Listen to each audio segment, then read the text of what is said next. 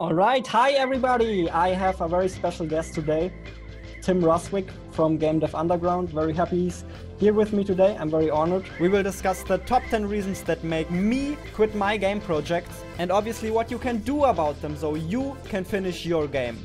I have a little bit of a problem with quitting. Oh, honestly. So do I. That's what makes me qualified on the subject.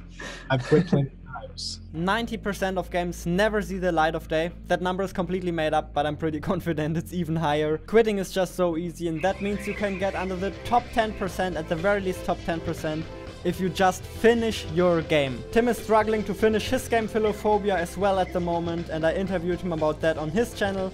Link to that video is in the description. Reason number 10 is actually I quit because I lost my progress. Has that actually happened to you, Tim? The longer you wait on a project, the harder it is to get back to it. Like you talking about losing progress as far as like program crashing? Yes, I'm talking losing progress in terms of you don't find the file anymore. Oh, okay. So like it's just gone. Okay. Boom. I actually have streams of this happening to me. Unfortunately, I've been live streaming and I've just had stuff crash on me and just okay. Well, a lot of times I have to do stuff differently because I feel so like having to redo the same work that you just did is rough sometimes. It definitely it forced me to quit more times than I can count. There's been plenty of projects, not just games, honestly, plenty of stuff. And how do you actually go about backing up your data? Are you afraid that your computer might crash and the entire development for your game, Philophobia, might be gone or something like that?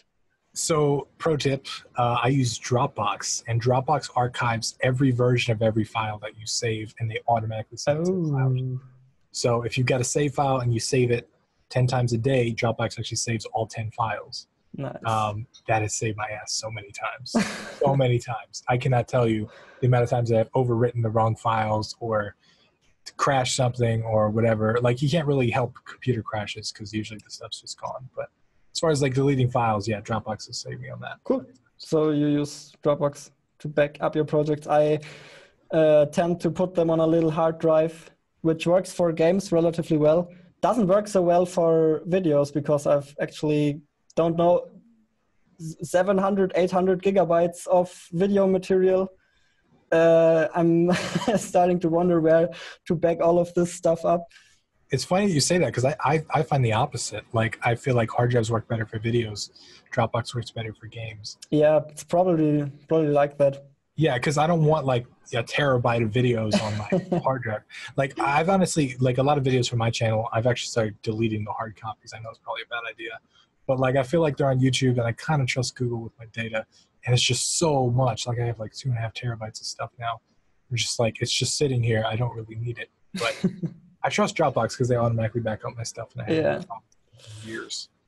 Yeah, okay. That's a really good tip. So trick number 1, back up your project on Dropbox. Otherwise, you might lose all of your project.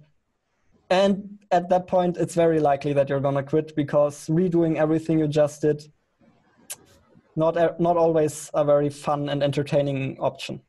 Nope. I would also say too, if you're going to back up projects, if you have the ability and the resources, you have flash drives or something like that, make more than one backup. I have a hard drive, a 2 terabyte hard drive that I've kept all of my files on since I was a little kid. I have like literally original game designs from 15 years ago, and the hard drive recently gave out. And I did not have a second copy of it. So as much as they say to make redundant copies, like seriously, this is just zeros and ones on a magnetic disk. If you want to keep stuff and you're really sure you want to keep it, make multiple copies of it. That's one of the reasons why Dropbox is good too. Same thing happened to me as well. I pretty much don't have any of my old projects. They're all... It sucks. Such a piece of history, right? Like, yeah, it's really sad. It's rough. Okay, reason number 9, I quit games. I quit because a technical obstruction. So this is especially something that happened very often when I got started with game development, where I didn't know how hard something was. For example, I started to make a multiplayer RTS game, and if you do that earlier or later, you figure out Yeah. I think I can't do that no matter how hard I try. Totally. You know what I found too, that like, because with technical obstructions, usually the problem isn't actually the technical skill. The problem to begin with was the overscoping, right? Hmm. Like you started with a project that was too big, not so much that you're not technically capable. Yeah, I don't know.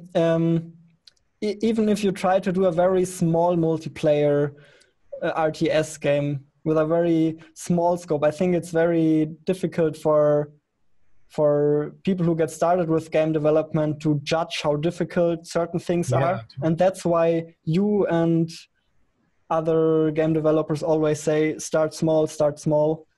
But I think it's sometimes difficult to figure out what does small actually mean. What do you mean with that? Yeah, I have a thing on my channel where I just say cut it in half. That seems to work pretty well. Just no matter what you're thinking as a new developer, no matter how small you think your game is, cut it in half. But yeah, like, I mean, an RTS game, that would be difficult for me to make, even if it's not multiplayer, like right now, with all the unit movement and all the build stuff.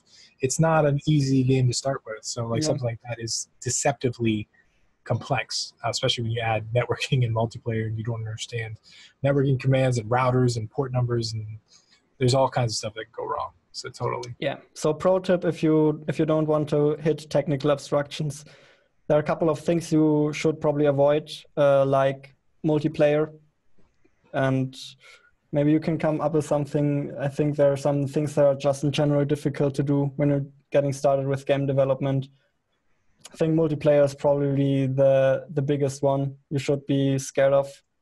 Yeah, it takes an extra skill set for sure. Like some programs and plugins make it easier, but it still takes a general understanding of synced objects and packet delivery and all that kind of stuff. Another one would probably be animation heavy stuff with a lot of 3D animations. Don't do that when you're just getting started. Because you don't realize how much work a lot of that stuff will be. It sounds great to have 1,000 weapons in your game, but if you have to manually draw every single one of those weapons, like if you're making a text-based game, for example, that might be completely doable, right? You could just write the name and the attack of the weapon or whatever. But yeah, you got to think about the actual scope of work that you're dealing with. And you're going to come into barriers where you technically can't do stuff. And you got to figure out whether or not you're going to de-scope and stop trying to push so far ahead, or you're going to quit. And I would always de-scope. Definitely. All right, number 8, I quit because I didn't know how to continue. That's actually, I think, an interesting one because I have one of my projects where I'm at this point at the moment. What I mean with this is basically you think you have something really cool, a very promising project, but you don't feel like it's in a state where you can release it, or because it just doesn't feel finished, it doesn't feel good enough, but you don't know what it's missing. It's maybe a little bit like the thing we talked about in the video we did on your channel. Check that out, by the way. We talked about. Yeah. I felt like that plenty of times. Before I had that heart mechanic we were talking about, the game didn't feel complete and I didn't know what to do to it. It just didn't feel right. And honestly, like I said, without my community, might have quit that one, you know? Sometimes if you can't figure it out, if you can't connect the dots, you're gonna quit. And I think this is a tough one, because what do you actually do about that? Yeah. If you don't know what to do, I think the best thing to do, in my experience, is probably get outside perspective. Probably show somebody the game, probably get their opinions on it. And it really helps if you're in the same room, and it really helps if you can watch somebody play your game, rather than just say, hey, what do you think I should do? Because that's, depending on the person you ask, the information may or may not be valuable. But if you can watch somebody play your game and say, oh, well, for some reason, everybody constantly tries to like fly here or double tap jump or something. Maybe that's something that you could add. Maybe that's like a barrier or something. A lot of different perspectives, especially finding people that have made games similar to yours. Right? Like even if they seem like they're famous or they're like ridiculously successful developers, they have emails and they would be very happy to hear from you about, you know, hey, I love your game. Yes. I'm making a game similar. Is there any way that you could possibly check this out and tell me what you think. You may And not get this from all of them, but you may get from some, and they may help out. definitely. One place to go is to this guy, because he regularly plays fewer games on stream, so might get some ideas there. Same on my channel. I have a little show where I play your games. So there are places where you can get help, but basically I would agree to what Tim said: show the game to as many people as possible. Try to get new ideas, new perspectives on your game. And that's probably the best way to get out of that situation. Playing similar games helps too, by the way, because one of the things I did with my rut with Phalophobia was I picked up a bunch of different games that were similar in scope. Like I picked up Hollow Knight, I picked up Spelunky, which isn't really exactly. I picked up a bunch of games. I played Cuphead, a bunch of platformers, right? Like I wanted to play a bunch of stuff. And it gave me a lot of ideas and a lot of inspiration on kind of where to take the game. I think that's part of where like the whole mechanic thing came from, is because especially with Hollow Knight, I realized that there were these, as you play, like you kind of get these different abilities and you get these different things, and it added a sense of progression. Whereas if you just do the same thing all the time, run and jump, it kind of got boring. So playing games helps too. Yeah, that's a good point. So how can we sum that one up? We basically just did. So let's move on to the next point. I quit because I didn't have enough time. Sometimes life just gets in your way and other things come up and you simply don't find the time to finish it. And then maybe a couple of years or months later, you don't feel it anymore. You can't just get back into it. We just talked about that in the Phalophobia video too. Like, yeah. When too much time goes on, then like you lose less motivation, less interest. But like time is one of those things that you will have less of the older you get. So if you're young right now, you don't think you have time, you're going to be surprised in 5-10 years when you have even less time. When you have to, go to work every day, or you have a family, or you have, a bunch of stuff you have to do. So you got to get that part of your life handled. You got to make it happen.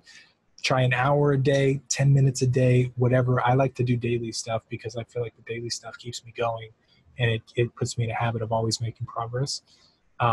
But it's not always doable for everybody. So I would have some kind of schedule, 2 times a week, 3 times a week, something to get stuff done, even if you don't have the time. Because if you're saying you don't have the time, really what you're saying is this is not high enough priority for me to put into my schedule with all the other stuff that is priority. So, that's actually a really good point. Yeah, I mean, a lot of people... If you don't make time, it's probably because you don't want to.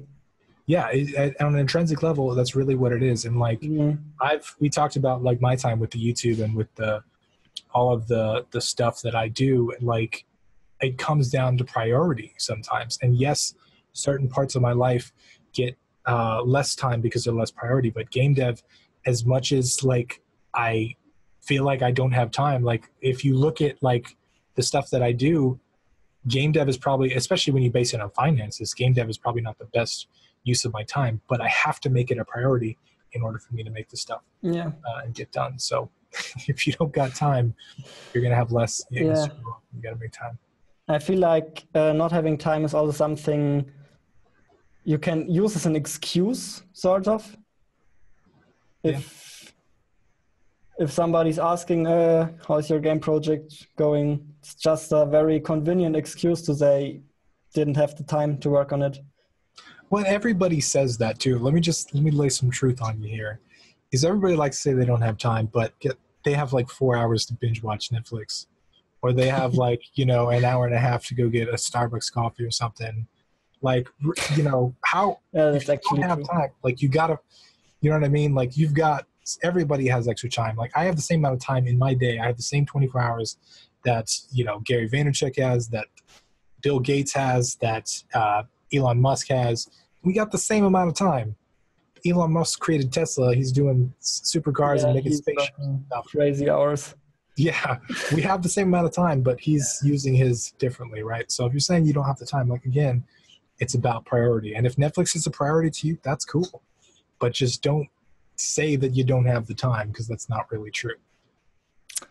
Okay, so we kind of debunked that one pretty Pretty sad. I can't use that one from now on.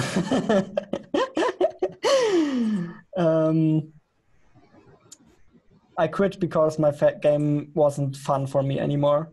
Don't know if that has ever happened to you, that you just work for a game for 2 or 3 months and you're like, oh, this is the best game ever. And then suddenly you realize, what's fun about this?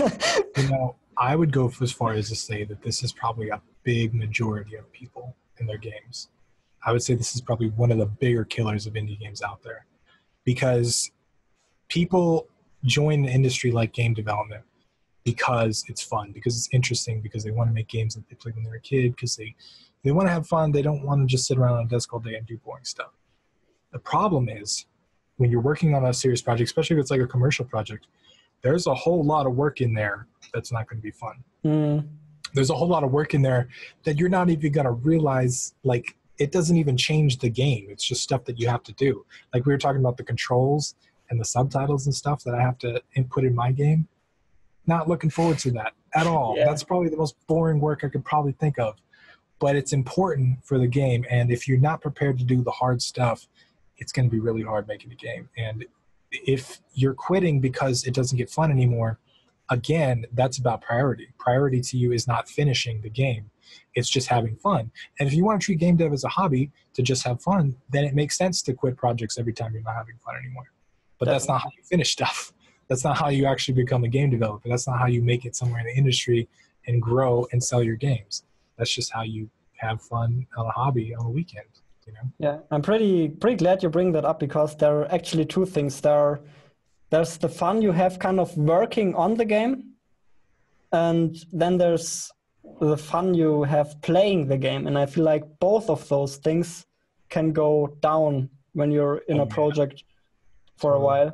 The longer the project goes, the worse that gets. Like my game, Photophobia, I can't play test it at all anymore because I like almost hate the game, right? Like I have no fun playing the game at all. And it's not only that, but the way that my game specifically works is like everything in the screen is blacked out, so you can't really see the level. So the second I design a level, I can't even really play it because I know the layout of the level. So it definitely gets less fun and less amusing. That's one of the reasons why descoping is important too, because if you start out as a game developer and you overscope, even if you're technically capable of the bigger scope, you're not going to be prepared for that stretch of marathon. That's not fun, right? The smaller scope, that's why game jams are so much fun, because super tiny scope, in a weekend, you can go through the whole process and finish a game, and there's no time for the boring work. You just push whatever you can get out there. Longer the project, the worse it gets. So be prepared for that. It's very logical. I mean, the longer your project, the bigger it is, the more likely it is that you're gonna quit. That only makes sense. Yeah. So if you start making games, start small. We cannot say it enough. And I should probably listen to that advice a bit more as well, because I do the same mistake. There's actually research into this too, scientific research. There's a curve called the WUNT curve, WUNDT. I made a video on it. And it basically compares enjoyment on the y-axis with familiarity on the z-axis. And the more familiar you are with something, the less enjoyment you actually have. There's a big spike in the middle. When you're just familiar enough to be interesting, you enjoy it a whole bunch. But if you're not familiar at all with something, or you're super familiar with it, it stops being enjoyable. There we go. Enjoyable completely on the beginning and the end. So that was interesting to see. That's pretty interesting. I saw that video, but maybe I didn't listen correctly, but I thought it was about the player experience, that players who have played similar games need a certain amount of familiarity, but also something new. So it applies to both. It applies to both. Yeah, I didn't think about that. Versus familiarity in anything that you do in life. That's interesting. So basically, the more familiar you get with your game, the more excited you'll get about it. But then at some point, it starts dropping off. Maybe you should throw the graphic on the screen to kind of show. But if you're completely not familiar with anything at all, it's not enjoyable. And if you're completely familiar with everything there is to know, it's not enjoyable. But there's a section in the middle that kind of is enjoyable. So just the right amount of familiarity is the most enjoyable. basically. And Hmm. it applies to everything in life. And you just got to know that the more you work on something, the more you realize it's just the less enjoyable it is. I don't know if you've ever restarted your project before, Jonas, but there's been a couple times where I'm like, oh, this game is getting all complex and everything. So I just stop and I restart the whole project. I've done that before because that's more enjoyable to me because now I'm less familiar with all the code that I'm writing. Yeah, I was wondering, is there a way to exploit this phenomenon in a different way? I mean, for example, can you keep adding new stuff into the game to keep it interesting? I think that is actually what a lot of people do, right? They get bored of their own game and they keep adding new stuff. That's part of the problem too, is like people get bored with their projects later in stages and they start adding a bunch of features just because they get bored with it and they think that because they're bored with it, everyone else is bored with it. Mm-hmm. And I went through this too. At one point I turned Phalophobia into a roguelike. I had all kinds of items. I had all kinds of, and then I showed it to my mastermind group and they were just like, Tim, what are you doing? And I was like, I don't know. Okay. That's the thing. I have no idea what I'm doing. And I'm so lost and this game is so boring to me. I'm trying to make it interesting. So I actually had to backtrack and go back to what I had. But yeah, we've all made that mistake. Yeah, that's awesome. Okay. So how do you solve that problem? If you feel like quitting your game because it's just not fun to play or it's not fun to work on the game anymore, what do you do about it? I mean, do you just need to push through? Is that the only solution? It depends on your goal, right? Because if your goal is just to have fun, like I said, and enjoy the game, it doesn't make sense to power through the boring stuff. Right? Because if your objective is just to have fun, then you can do whatever the hell you want, like the game jams or whatever. But if your goal is actually to release a commercial project, yes, you have to power through the bad stuff because it's always going to come up. It's always going to happen. There's a book called, what is it called? The War of Art by Stephen Pressfield. And it talks about this resistance that every creative person faces. And it personifies it as like this real thing, like a real resistance that's pulling you back from creating stuff every single day.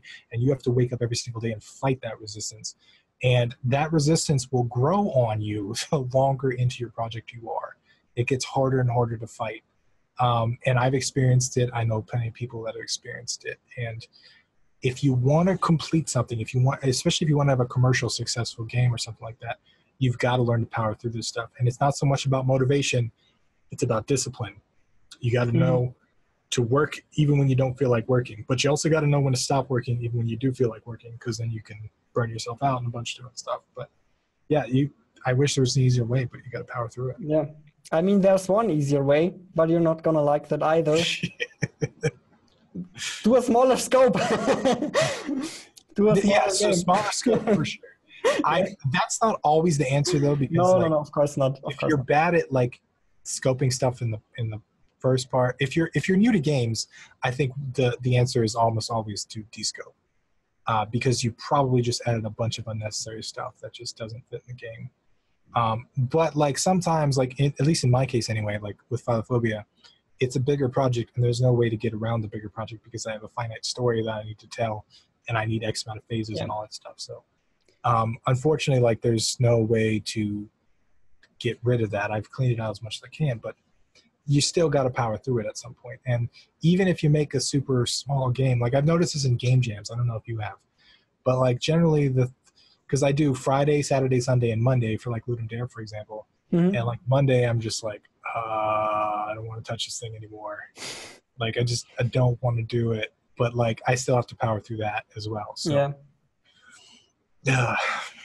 two interesting things as a content developer. Actually, it kind of helps to share your progress to power through that, I feel like. Yeah. Because you have some sort of commitment, you have people that will be wondering, hey, what happened to the game? Where's the last live stream at? Yeah. And like I told you, Jonas, if without me doing that, I probably would have quit Phalophobia already. It's really helped to have people that ask about the game. And when I show stuff, people are like, oh, this looks cool. It gets that little bit of like motivation working on it. Like if someone says, hey, I really wish, this did this, or I found a bug or whatever, and they want to play it again, it gives me that motivation, that incentive to like finish up that little part and send it back. Exactly. So I think if you struggle with motivation, if you struggle with pushing through those times, then maybe start sharing a bit more of your process. Yeah. And find people that support you through those times. But one really interesting thing that also kind of has a negative effect, at the very least for me, for having an audience is that they provide you with a lot of really good ideas. That is not very useful if you try to scope down. So shiny object syndrome. Yeah. I have a video about this, but like sometimes you have to say no to good ideas, right? Sometimes they can be fantastic ideas, but that doesn't mean that they're a good fit for your project in your current state of mind, right? Like sometimes if it's increasing the scope or it's adding a bunch of stuff, it's not worth it. Sometimes it is, but that's part of the hard job of being a game developer is you have to figure out what goes in and what doesn't. That's really hard to do in the beginning. Yeah. So definitely not trying to be ungrateful or anything. I'm definitely grateful for every good tip I get from my community, for every idea I get. It's just a little dangerous if you try to bring all of that into your game as well. You'll probably overscope, and I think I did that with Oversnova quite a bit, which was the project I started this channel with. Yeah, happens. Pretty interesting. I quit because I wasn't satisfied. I'll do that again. I quit because I wasn't satisfied with my results. So even if you yourself still like playing your game, even if you still enjoy it, sometimes you see something on the internet, you start comparing yourself, and for some reason you just think, what am I doing here? That's not good enough. And yeah. I did that. I definitely did that. With Philophobia specifically, there was this game, actually it might have been Hollow Knight, I think it was. When I played it, I was just like, this game is so great. And then I look back at my project and I'm just like, this game is not. And then I started doing that, like, oh, this game has that. And I started comparing them back and forth. And I was just like, you can't do that. You can't get caught in that loop because your game will never be good enough. And I think, like, especially if you're a perfectionist like I am, it can get really rough. Like when I started game development, when I first started, I played Halo 1 and I wanted to remake Halo. That's setting myself up for failure right there, right? Yeah. Like the first game that I tried to make was on par with one of the greatest games of the 21st century, right? Like that, like I couldn't win there. There's nothing like, I can't make a better game than Halo, an entire studio, a flagship title for an Xbox, like by myself with Blender, right? Like I couldn't do that. Yeah. And so, yeah, you got to kind of like, there's a saying that I heard, you should compare, the only person you should compare yourselves to is the person you were yesterday. And I feel like that's a really good mantra. Definitely. Because as long as you're making progress, you're good. Yeah, that's really good advice. Maybe one thing that would help with it as well is just don't put yourself into a position where you need to compare yourself. Of course, if you're trying to make Halo, you'll be comparing yourself to that game all the time. But if you do a little twist on it, then suddenly you're in a situation where you don't need to live up to the same standards because you're doing something different. You're sort of targeting a different audience. I think that's really helped me with Philophobia too, because like the fact that it is a unique game about a unique subject, it's not a unique subject, but like the way that I personify the subject is really unique. Definitely. And it's helped that there's nothing else out there like it, because I'd be constantly comparing myself to that. I've noticed, like, I have a Discord RPG that I made with a bunch of different Discord bots and stuff, and I'm starting to see different people do Discord bots as well as RPGs. I've noticed, like, an article on Gamma Sutra. I noticed an article a couple places. People are starting to do it, and it's making me want to compare my game to their game because it's so similar, right? It's making me like, hey, theirs does this, mine doesn't do that. So I've experienced both sides. You're definitely right about that. Like, putting yourself in a position where you don't really compare yourself is good. Yeah. Try to resist the urge to compare yourself to anything. Yeah. All right. Number 4, I quit because other people didn't seem to like my game. And there was something very similar that came up in the video we did on your channel, where you said there was you usually don't get bothered by troll comments, but there was one comment that really got to you and really made you rethink your entire game, more or less. Yeah, there was one guy that just was, he wasn't rude, but he was just negative about it. And yeah, it made me rethink everything. And now that I look back, like, you should never base your entire game on what someone else says. Because one, you're dealing with two types of different people here. One, you're dealing with the people that are always going to say something negative, right? Like, they're just, no matter what, they're going to say, oh, I don't really like it, or they don't play your type of game, or they don't understand, or they're not very supportive people, or whatever the case may be. But two, you're going to deal with people that maybe are giving you legit feedback, but maybe you're not equipped to handle it at that point. And sometimes that can be discouraging too. If someone says, hey, you know, I really don't like this ending part. I know for me, I could always take that personal, like, oh, they hate my game. Oh no. Rather than just say, no, they legit just mean what they said. They don't like the ending part. Maybe I should change it. So a couple different angles on that, but it's definitely happened to me before. Yeah, it's really weird that even if a lot of people say something positive about your game and they really like your game, there just needs to be one guy that tells you your game sucks, and if you're a couple of decent reasons and you're like, oh my God, you're right, it sucks. It's the worst game ever. I'm such a victim of that. Let me tell you, I have like 26,000 people on YouTube, right? I get people all the time telling me they can't wait for my game. They're so excited. They're so, but you're right. The one comment on YouTube says this game sucks. I'm just like, oh, the game sucks.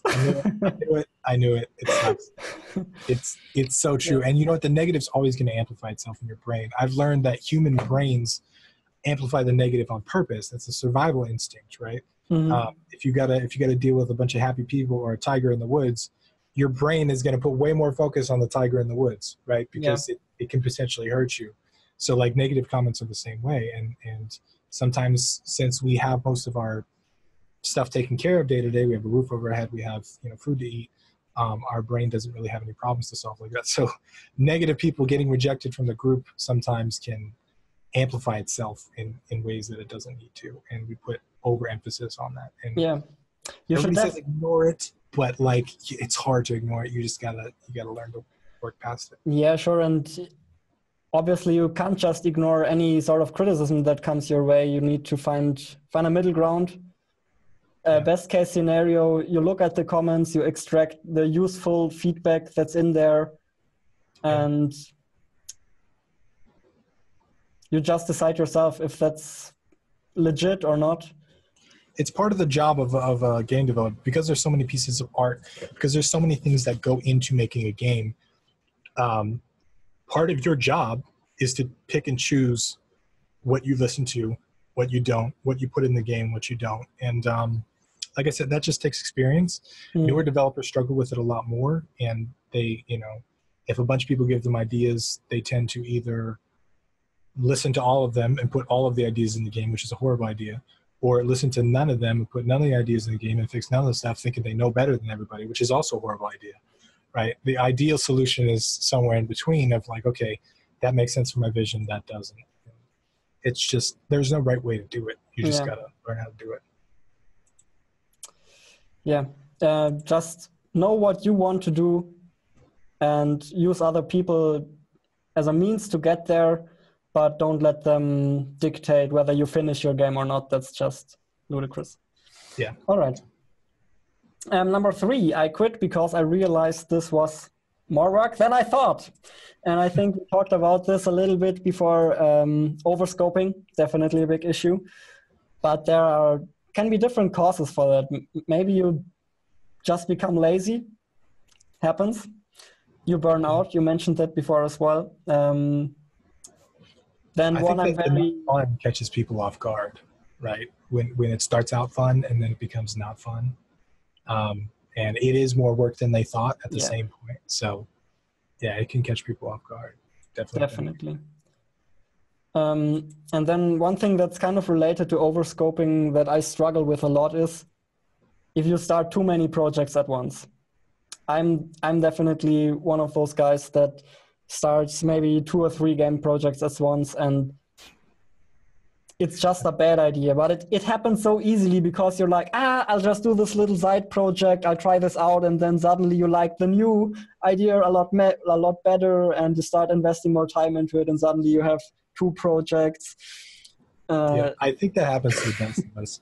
My way around that with my longer project is game jams. I stick to game jams because that way I get the little itch that I need of making something new, right? But it's limited to a weekend, and I tell myself I'm not going to touch it anymore after that. I got to finish my main projects. I also did a thing on my channel called Finish Friday, where we would take a project and we would sit on stream live the whole time, and I would complete it or delete it. So basically, if I didn't complete it while I sat down, it would get deleted off my hard drive. And that was fun to do too. That kind of taught me a little bit of discipline to finish my stuff because there was high stakes. I don't know if that's the best answer for everybody though, but it was a fun exercise for me to kind of train myself to finish stuff. Yeah. I mean, I think best case scenario, you give yourself a little more time when you start a new project to experiment with different ideas you have. I definitely do that as well, that I jump into one project, into one idea way too quickly. And if you do that, of course, you will have a lot of new ideas later on that might actually be better than the one you had at the beginning. And at that point, maybe it's a good idea to go for the better idea instead. I think there's something about the creative process that is better with experimentation. Like I've noticed, for me, the best way to pick a project is to do a bunch of game jams until I find something that I really resonate with, that I really like. Because that way I can I don't have to lock myself down. I don't have to commit to something too early, because sometimes you're right. You just want to work on something. You don't know what to work on, so you pick something, and then it's not as fun as you thought it was, or it's not interesting. You just want to work on it. And then there's another thing, and you can get lost in that loop forever. So just doing a bunch of game jams, like back to back, and just messing around with a bunch of stuff, and then actually judging something on what you completed and saying, okay, I would like to expand this. I feel like it's a better alternative. Okay, I think we covered this enough. Games just take more time than you think at sometimes, and it isn't as fun as you think. And you shouldn't start too many projects at once, because that's just a different way of overscoping. Yeah. Number 2, I quit because I had a better idea for a different game. So we also kind of covered that as well. Shiny object syndrome. Maybe you can talk a little more about how do you actually prevent that from happening. When you're in a project, there will be things that come up and then that seem like a really good idea. Yeah, I mean, I have ideas all the time for games that I think are the next greatest game ever. My way to combat that is to write them all down. I just write them all down. I have a list. I have Evernote that's a couple of years old that just has a bunch of game ideas in them. And I feel like writing it down kind of gives me a little bit of release. Like, okay, I did something with the idea and now it's out of my head. Because if you let it sit in your head, sometimes it can just annoy the shit out of you. And you're like, you wanna do something with it, and that can eventually force you. And then every once in a while when I do a game jam, I'll glance at my idea list and say, oh, is there anything interesting in here? Is there anything fun? That's kind of cool. You're always going to have ideas, especially if you're a creative person. And like I said, like we talked about a couple times now, like part of your job as a developer is going to be picking and choosing what goes in, what doesn't. And same thing with what projects you work on and which projects you don't. And it depends on your goal. If your goal is to actually finish a game, the best way to do that is just to focus and just get it done and just not worry about anything else. If you need some external stuff for your sanity to work on a bunch of different stuff because you're really creative and you have like ADD and it's crazy and your brain can't keep focused, game jams work well for you. So that's what I think writing it down is a really good idea for a couple of reasons. Firstly, it helps to get it out of your brain and not to worry about it anymore. And secondly, it'll also be way easier to judge which ideas are good in retrospect than... Oh, absolutely. That's a really good point. Because like I've noticed when you have an idea, you have this like emotional attachment to it almost, right? If you write it down, you come back to it a couple of days or a couple months later, you may not even remember writing it down, but then you can judge like all of the ideas separately. and you can kind of see, oh, okay, that makes sense and that doesn't. And totally, I've noticed that more than half of the ideas I write down that I thought were brilliant are just like, why would I write this down? That doesn't. Yeah. Okay. So just write stuff down to avoid shiny object syndrome. Stick to one thing. And one thing I tried to say earlier is let that creative energy out before you start a new project. That's something I should do as well a little more, because if you don't, you'll just 2 weeks later, that'll be the next idea. Experiment, do a couple of experiments before you commit to something. I feel that's also what Tim tried to say. Do game jams, for example. Experimentation is a good word too. Experiment. And doing a lot of small projects, I feel like is a good way to prepare yourself for doing a longer project, because at some point you're just like, okay, I'm out of ideas. Let's just pick something I've made and go with that. Or sometimes you resonate really well with the project, right? Like when I came up with the concept of philophobia, it was on a different league than all of the other ideas that I had. Right? It was just different. I knew it was different. I felt it was different. And because of that, it's still something that I'm working on, because that's true. Have that emotional attachment to it. Not everybody gets that, but if you get that after a couple game jams, that's probably a better idea than, just not knowing what to do and just picking a random idea and just working on it. Yeah, that's actually a pretty good point as well. If you do a lot of experiments, if you take part in some game jams, I feel like you can be a lot more confident about your idea, because you picked maybe the best idea out of 10 or 20, and it's way easier to be confident that it's actually a good idea than if you just go for the first thing that comes to your mind. Yeah, I actually have the philosophy of quantity over quality when you're first starting making games, because I feel like making a whole bunch is a whole lot better than focusing on one, because for the reason you just mentioned, like, you can pick the best idea out of 10. You can pick the best stuff. Like, I know this applies to my content strategy too. Like, I make videos every single day, and I pick the best ones, the ones that do the best, that people like the best. I email those to my people, and then people that get emails from me, they're like, oh, he always sends the best videos. They don't know I post a bunch more videos on a bunch of topics that nobody found interesting. But, it's just picking the best idea is always good, because I feel like designing something, finding the quality in the quantity is a lot easier than designing the quality from the get-go, That's a good point. And then there's also the added benefit that by creating a lot of games, by making a lot of games, you will get better at it. Yeah, definitely. And you will get better at finishing them as well, if you actually finish them. If that's your focus, make sure it's your focus. Yeah. Okay, number one is, I think, something that some people will be like, oh, that's number one, what the hell? But number one reason I've actually quit my game projects is I quit because I tried to pause the development. So I tried to take a break from my project, and then I just never came back to it. I think that's probably the thing that happened the most, and it definitely comes in combination with some of the things we've talked about earlier. So shiny object syndrome, you take 2 months off and you just get a better idea, or you figure out, okay, this is too much work, let's not get back into this.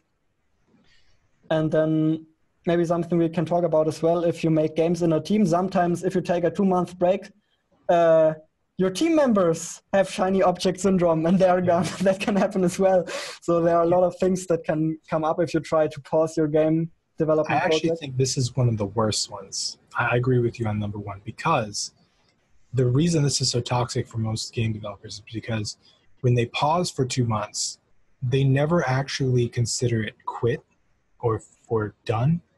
They just expect to come back to it one day. Yeah. Right? It's just, and the problem with that is, one, it just turned into a zombie project, right? It's technically dead, but it's not dead. It's like undead.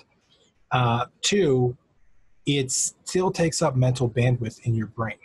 It's still there. You still think about it. It's still on your hard drive. You still see it every time you go in that folder. You know what I mean? Like it takes up some space. Yeah. I think the best way to actually do this is to say, okay, I need to quit this. I'm working on 8 different projects. I'm going to quit 7 of them and actually make the decision. Okay, this project is stopped. It's dead. Yeah. It's boom. And then work on your main project rather than just kind of like slowly, I don't really feel like this anymore. Just jump on, because that's how you end up with a bunch of unfinished projects. And a zombie graveyard that just takes up a whole lot of mental bandwidth. And it can be frustrating and demotivating to have that happen. Yeah, I think that's probably one of the situations where you should quit. As you've said, that's a really good point. Don't pause your game projects, just quit them. Because that at the very least, that forces you to take a decision. Yeah. One thing that I've learned in all of my life, the biggest life lesson that I learned is indecision is almost always worse than the wrong decision. Not making a decision is almost always worse than making the wrong decision. So making a decision, whether you're going to quit it or complete it, is super important. I'm usually against quitting, but let me tell you, I've been here, right? Like I told you, I have like 100 some quit projects. And I think I'm up to like 18 or 19 games that I've finished. I could not have completed those 18 games if I didn't actually decide, okay, those are not worth my time. I don't like them. They're not good enough. They're not whatever. I quit them permanently. They're done. They're never going to see the light of day. So I can focus my time on this stuff. I think for the longest time, a lot of those projects just stood there unfinished. They weren't quit. They were just unfinished. And that's one of the reasons why I did the Finish Friday thing, was because I took the 8 projects out of like the 100 that I had. And I said, these are the only ones that I think have potential. We're going to finish, complete it or delete it, right? That was the whole thing. It's just, we're going to sit down, we're going to finish it, or it's going to get deleted because it doesn't need to exist. And I think you're right. That's one of the ways where I think you should quit, just make a decision on what you're going to do. Yeah, sometimes it's tough to let those projects go because sometimes you don't want to quit. So you really mean it. You mean it. I'm just going to pause this. I'm going to be back at this in 2 months. And it really, it feels like a very genuine decision to do it like that.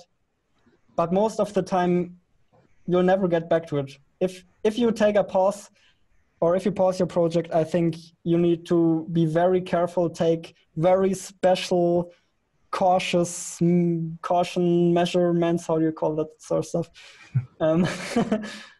Be very specific when you're going to come back. Right. Exactly, be very specific when you're going to come back. That's a 2-week break, and I'm going to hit this hard on the 7th of September, or whatever it is, and make it happen. Like I actually did that with Philophobia because I realized that I hadn't worked on it for like a month or so. And it was just like, I know I need to work on it, but then I didn't. And like, it was frustrating me because like, I know I'm supposed to do it, but then I don't. So I actually took a conscious break. I was like, okay, I'm going to take an entire month off. I went on a cruise. I went to Mexico. I had fun. I took another week to kind of recoup and figure out all the stuff. And that actually cleared my brain. Like it allowed me to, okay, come back to the project new. I had a specific day that I was going to get back to it. And I knew that day the whole time. And by the end of that month's break from it, I was actually looking forward to it, which is something that hasn't happened in a long time. Right. So that's a really good point there. You should, if you're going to take a break, there's nothing wrong with taking a break. I encourage you to take breaks, but just make sure they're not like escapes or excuses. Make sure they have a definitive time to get back to it. Yeah. Make it happen. Exactly. Is there anything you can do about it when you take a break and one of your team members doesn't come back to you? Have you made any has that ever happened to you? Or I think it hasn't happened to me all that often either, maybe once, but that's a situation that sucks quite a bit as well, I imagine. It does. I actually think the solution to that is before that even happens. I think it's about picking the right project and picking the right team. A lot of people like to just team up with a bunch of people. They're like, oh, let's make a game. You want to make a game with me? Cool. Let's make a game together. And you got to realize it's kind of like a marriage, right? It's like a partnership. You have to get along. You guys have to have similar work ethics. You have to be able to communicate stuff. And stuff like this is stuff that you need to talk about ahead of time before it happens. You need to say, okay, here's what happens if you ever feel like quitting. Here's the specifics. Here's all this. You need to get that all out of the way. And most of the time, the reason that happens is because of miscommunication or because of shiny object syndrome or picking the wrong teammate in the first place, you know? Yeah, also when you're working in a team and you feel dissatisfied with how the project is going, you should definitely speak up. I'm guilty of this as well, by the way. I usually speak up way too late. So I've done this mistake in the past. If you sense anything going wrong, if you sense you're not happy with the project, just communicate. It's the only and the best way to solve the issue. 100%. The earlier, the better. And if you can communicate before everything even starts, that's the best way to do it. I always tell people this, don't want to get too sidetracked here, but I'll just share. Yeah, sure. A lot.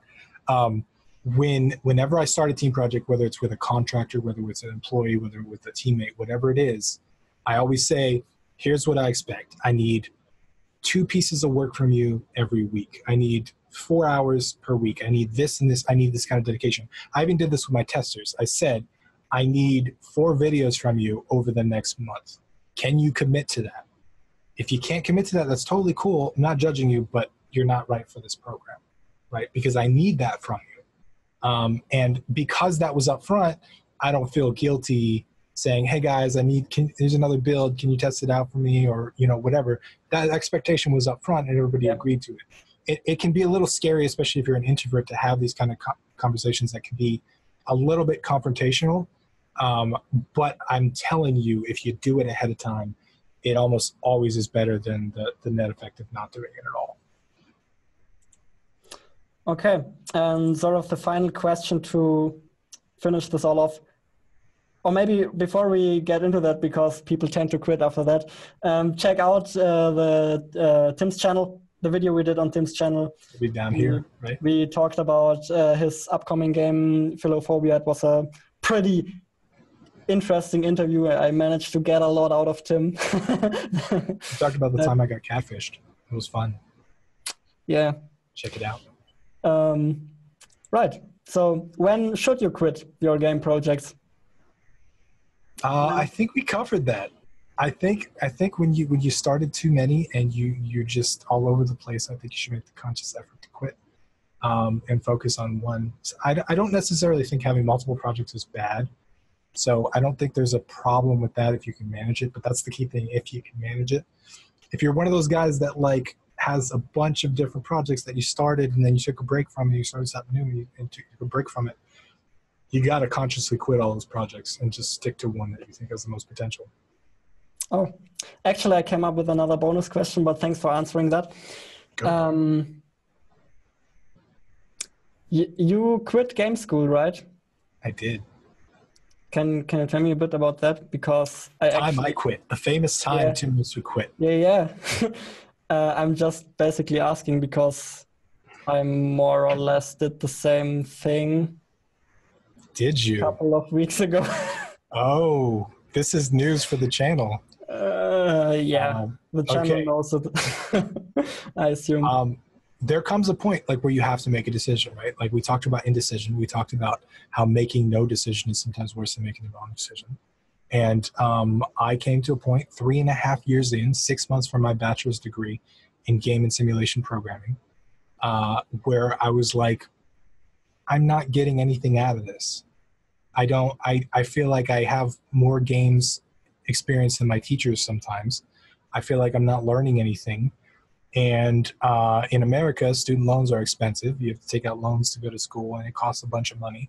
I have $50,000 in student loans, and I was just like, if I go 6 more months, I'm going to have a bachelor's degree, but I work for myself. I've always been an entrepreneur. I've always had my own business. A bachelor's degree isn't going to do anything for me. Out of all the 10 years I've been in business, no one has ever once asked me for a degree because I have experience, right? And so I was just like, 6 months of paying these people more money doesn't make sense for me. And I'm going to make the decision to quit. That, and I also like being a rebel. I like that. I like telling the story. But I quit 6 months from graduation to show them a lesson. I like that. Because like it's, and there's a fallacy that people tell themselves, like, if they've sunk money into it, I forget what it's called. It's an actual scientific thing. But like the more money you sink into something, the more you want to sink money into it. because you feel like you'd be losing money if you didn't. That's why gambling works. That's why like people lose a bunch of money gambling. They try to chase, right? They try and put more money in to win back what they lost. And that's what you end up doing a lot of times in bad projects, in bad schools, in bad things. You think, hey, I spent $50,000 for 3.5 years. I might as well just go 6 more months to have my degree. And I was just like, no, I'm not going to do that. Like 6 months is going to cost me money. So no. So you quit 6 months before your graduation, or? Yeah, same. I did. High five. There we go. Yeah, I'm not sure if I should be that proud about it, because I've studied there for 3 years, and it was actually a pretty good school. Why'd you quit? You asked me why I quit. Why'd you quit? Pretty good question. To be completely honest, it's partially due to my addiction with quitting. There's something exciting about quitting, about going a different path than everybody else. It goes a bit in the same direction what you covered earlier, that I do not want the life that everybody else has, so why should I go the same route? I just want to break the pattern, even if that gives me a disadvantage that I don't have a degree or whatever. Yeah. It kind of puts me in that situation where I need to make it work. It breaks the pattern. And on top of that, one factor was also probably just my impatience, that, as you said, I value my time. 6 months is not a lot in retrospect, or if you're 80 years old, you're like, 6 months, I wish I would have done that. Yeah. But I mean, you've grown your YouTube channel from 0 to 25,000 over the course of 18 months. Can you imagine if I would have spent my 3.5 years doing that instead of school, right? That would have benefited me a lot more. And I would have been $50,000 richer. Yeah. So, yeah, dude, there's something, I mean, I think some of us are born to be different from the grain, right? Like we just feel the need for a different life. And the thing about school is really good at trying to it's like an assembly line. It takes a bunch of different people and tries to make them all the same, right? And tries to fit them in these little boxes to put in jobs or whatever.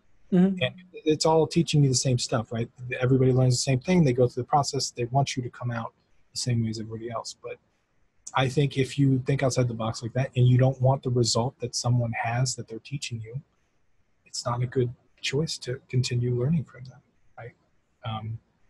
It's just one of those things. Yeah. So I feel like it's not fair to say that in the position I'm in, because, as I said, it was a pretty good school that actually taught you how to make games, because you worked a lot in teams, and you actually developed real games. For example, just in the last semester, I made a complete game with 2 of my friends at university, and I'm really happy and grateful all of that was possible.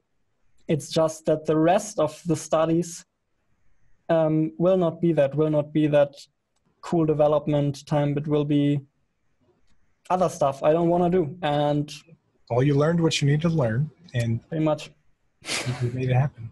Yeah. Yeah, I'm cool. the same way. I think I was talking to my mastermind group the other day, and this is getting kind of long, so we'll keep it short. Yeah. But yeah, I part of what I want to do with Game Dev Underground is I want to make the educational experience for game development that should exist. Because school, like you said, it may be a good school, right? But then, like 6 months, you're not going to be learning stuff that you want to learn. And I feel like a lot of schools, they shouldn't start with, like in America, it's 2 years of English and math and all the basic stuff that you learned in high school. 2 years of that out of a 4-year degree. How does that make sense? It's the same stuff. Literally, sometimes the exact same classes, same algebra classes and everything. Mm. That doesn't make any sense. $400 textbooks, that doesn't make any sense. So part of what I want to do with Game Dev Underground, and we're getting there, like this is a long-term vision, is create the educational experience for game design and game development that should exist. That includes the motivational aspects, that includes the subliminal aspects, that includes the scope creep and all the stuff, that includes the technical training, that includes all that stuff. And awesome. I want to create the thing that 18-year-old me could have joined and learned everything I wanted to learn, right? How to make games with none of the bullshit, with none of the expensive textbooks and all that stuff. So that's my mission in life. And Awesome. I think you're on it with me, Jonas. Yeah, I'm basically on it with you from a little bit of a different kind of perspective, because I guess I can kind of show that journey. I'm starting that journey now.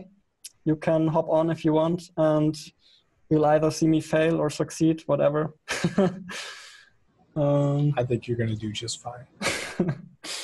Yeah, thanks, man. So it was a pleasure talking to you. Thanks for coming over. No problem. Thanks for having me. Awesome. See you later, everybody.